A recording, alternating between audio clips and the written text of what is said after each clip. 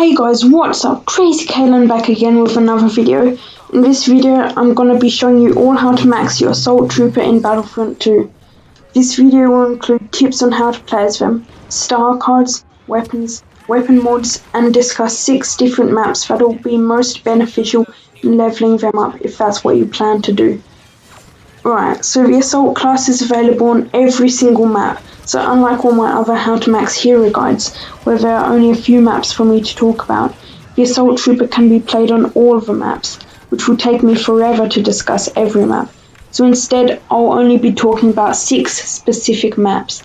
These 6 maps are all indoors types of maps, because that's what the Assault specialises in. The Assault class is good in close quarters combat, and indoors type maps do really well for them, so never try to play as them on any outdoor maps. The 6 maps that I'm talking about today in this video are the Republic Attack Cruiser, the Separatist Dreadnought, Death Star 2, Kessel, the MC-8 5-star cruiser, and the Resurgent class Star Destroyer. These maps all work well for the Assault and are all indoors and close quarters combat. When leveling up your Assault, I really would just play as them until you can be the hero, so only playing as them for a little bit at the start of each game and gradually leveling them up over time. However, this will take longer.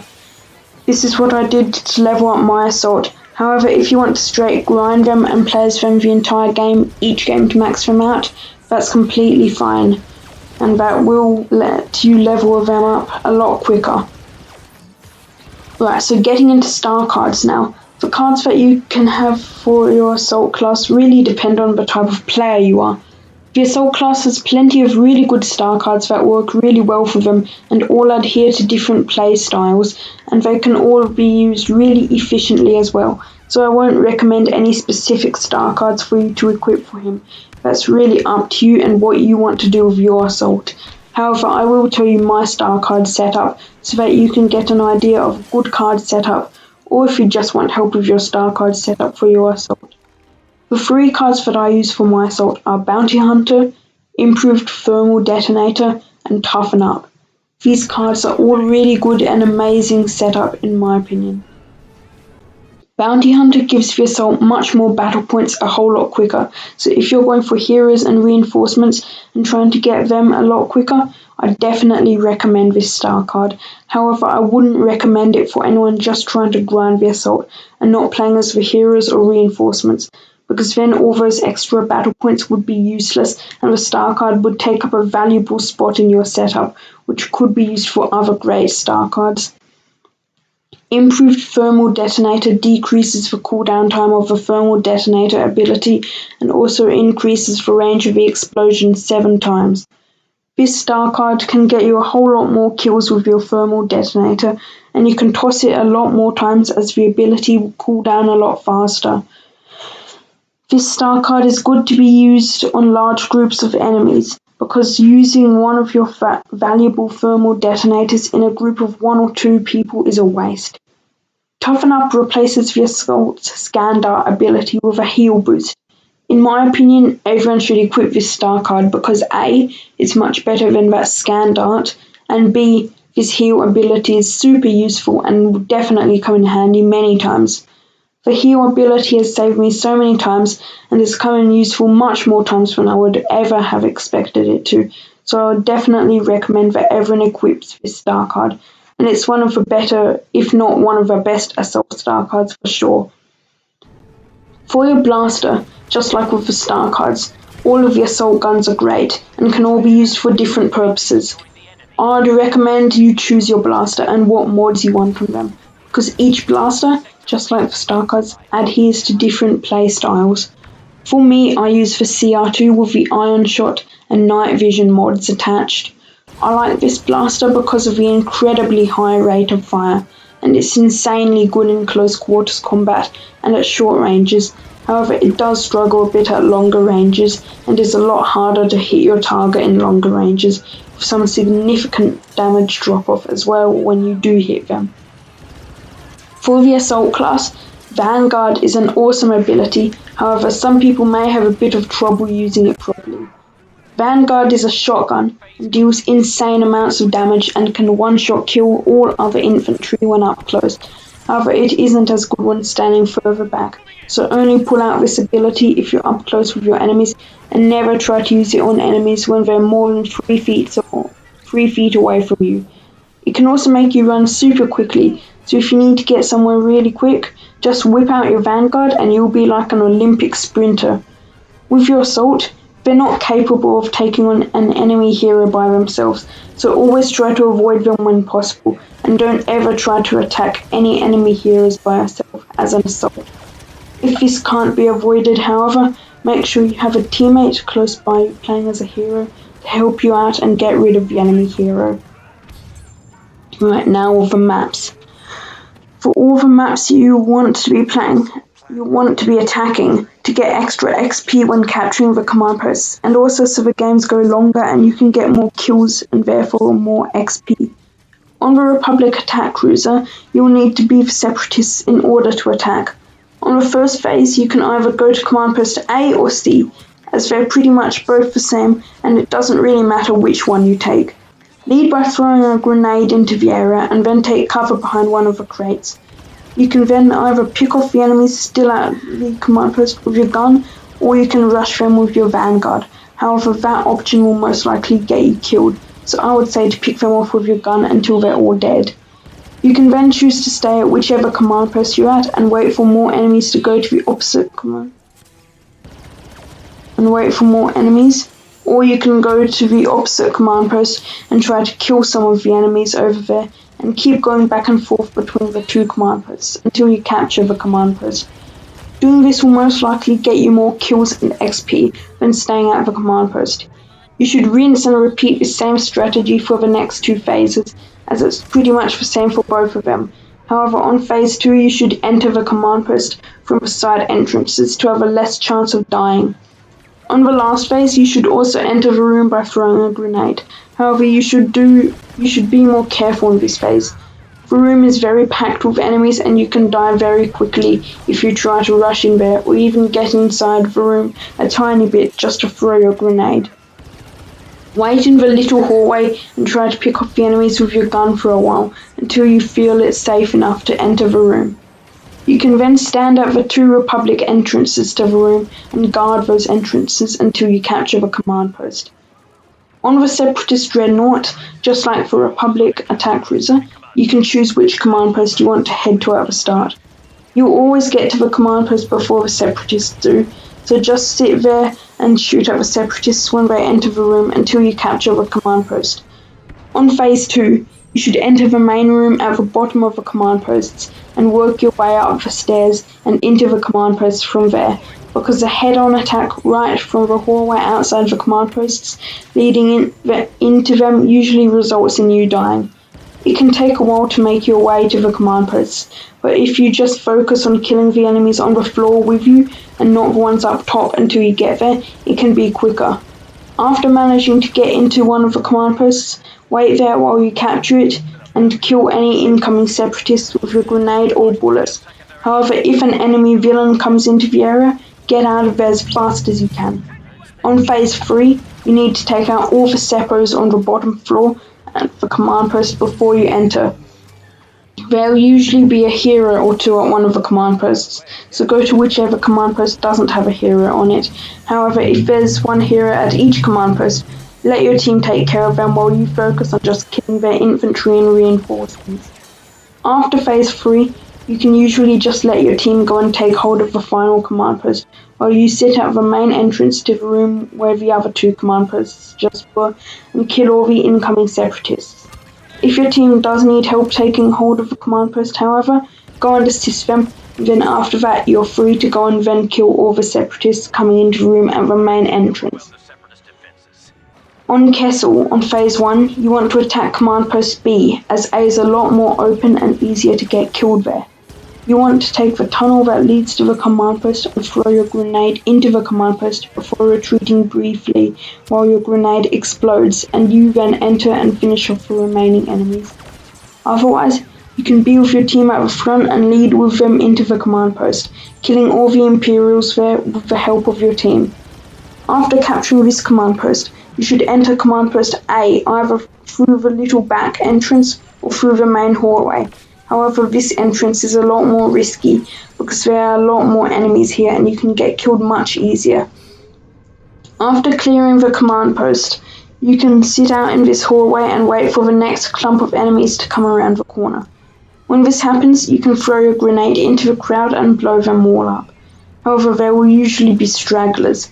Depending on how many of the stragglers there are, you can try to finish them off with your gun, or you can retreat back into the main room and let your teammates kill the stragglers. On phase 3, you should enter command post A again by throwing a grenade, and then either retreating back, firing at the enemies with your gun, or rushing them with your Vanguard, but I usually fire at the enemies with my gun from around the corner. After clearing this command post, you can sit here for the rest of your capture, because not too many enemies come after clearing this command post, only an occasional few. You could also try to go around the corner to B, but usually by the time you get there, this command post is cleared as well. On phase 4, again, you want to toss a grenade down into the crowd, and after that, start killing all the other infantry scattered around the area with your gun until the command post is safe enough to enter.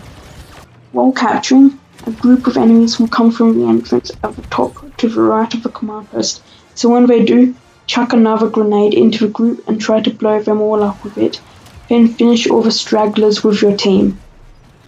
On the Death Star 2, you again want to be the rebels, just like with Kessel. On the first phase, you want to enter command post A by taking this route to it. Get rid of all the enemies who are standing in a sort of safe position from the end of the ruins leading into the room, and you can take this command post pretty easily. After that, just defend again with grenades and bullet shots until capture. On phase 2, you want to lead into command post B from the doorway directly facing it. Throw your grenade, fire your shots at the command, and the command post is yours. Go to the back of the room behind command post B and wait there for more enemies to come through the door, where you can wipe them out with your grenade and gun again. On phase 3, you can choose which command post you want to go to. However, I generally choose A because it's a lot more open, whereas B is enclosed and you have to get inside the area to capture it, which is a lot harder than it may look or sound. Lead into A the same with every other command post with your grenade and bullets, and make sure to take the actual command post first before securing the area around it, because once you have the command post, you have the high ground and the advantage. It's over, Anakin! I have the high ground! After securing the room, you know the drill. Protect both front entrances with grenades and bullets. On phase 4, you want to be a bit more cautious when entering, as there are a lot more enemies and they are a lot more spread out, so it's much easier for you to get killed. Find some cover somewhere and just try to pick off any random enemies you see running around until the team has cleared the command post. If you try to take the command post on your own with no support, you are definitely gonna die, so you should always just let your team take this command post while you support them by picking off the other random enemies that are alone. When you manage to have a grasp on the command post, head to the back of the room again and stand directly in front of this frame. From here you can throw grenades and fire bullets into the area where the enemies come from, but you are generally safe until the enemies get out and spread out. Rinse and repeat this process until your team captures the command post. On the MC-8 5-star cruiser, you want to head to A on the first phase, as it's a lot easier to take control of the command post, and you can use your Vanguard to its full potential on this command post. However, if you want to go to B, it isn't a bad choice either. Lead into the command post by throwing your grenade right into the dead center of the command post. Then take out all of the enemies surrounding the area before rushing into the actual command post with your Vanguard and finishing off the rest of the enemies with it. If you need to use your health buff, use it as often as you need to, because you can die very quickly and easily without it on this phase, and it can be fairly difficult to take out all of the enemies in the area without dying. After securing the command post, not too many enemies enter the room afterwards, so you don't need to worry about that. On phase 2, you want to throw a grenade into the center of the command post to hopefully kill a couple of people there. But after that, you should take cover and let your teammates get rid of the rest of the resistance in the room, as you will usually die if you try to get any more kills. While capturing this command post, a second wave of enemies will spawn and rush towards the room from the corridor outside the command post. Throw your grenade into the area and try to kill as many of them as you can with your gun. On phase 3, you should go to command post A, as it usually has more enemies, so more kills to be earned. However, it also means that it's easier for you to die, so if you want to go to B, that's fine. On command post A, you want to throw a grenade into the crowd, but after that you should very cautiously try to kill all the rest of the enemies with your gun or hiding behind the fence thingy that leads into the command post. You should be very cautious and don't attempt to run into the command post, because nearly 100% of the time you will die. After you've managed to get into the command post, you know the process. Grenade, gunshots, capture. On phase 4, you again want to throw your grenade into the crowd at the start, but then wait for your team to clear out the command post while you support them by picking off the stragglers with your gun. After this, you're free to head to the stairway to the left of the command post and kill all the enemies that try to come into the area. Alright, on the Resurgent class Star Destroyer, you can go to either command post on the first phase, as they're both identical and have about the same number of enemies. Chuck your grenade down into the pit and then roll up onto the top of the command post. You're usually safe up here, as all the enemies are at the bottom. When you feel ready, or when your next grenade is ready, chuck it down there again and then jump down and try to kill the rest of the enemies with your Vanguard. You should use your health buff while doing this, as you can die very easily while attacking if there are too many enemies down there. On phase 2, the command posts are both identical again, so you can choose which one you want to go to, just like with phase 1, and this is the same with phase 3 as well. Throw your grenade into whichever command post you're heading into, and then rush it with your Vanguard, or stand back and fire out for all the rest of the enemies with your gun. While capturing the command post, head to the First Order entrance point and guard it from any more First Order troops that try to enter. On phase 4, you should go to either one of the side entrances and get rid of all the people in that spot. Then throw your grenade into the command post and try to kill as many First Order troops as you can before rushing the command post with Vanguard, if there are no heroes on the command post.